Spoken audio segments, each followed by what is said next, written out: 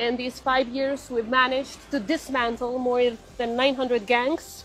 We've cut down that chain.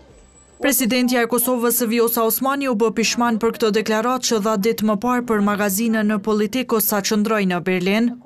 Me njëherë pas reagimeve që erdhën nga ky deklarim i Osmanit, video ku flitet për pjesën e bandave kriminale u fshin nga intervista 24 minutëshe. E vetë presidentja e quajti si të paqëllimshme dhe tha se ka pasur fjalën për raste.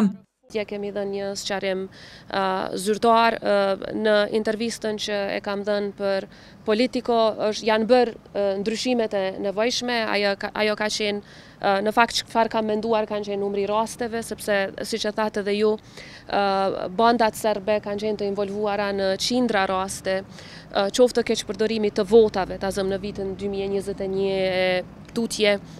Pastaj presionit të vazhdueshëm ndaj qytetarëve të tjerë serb, futjes ilegale të armëve në Republikën e Kosovës.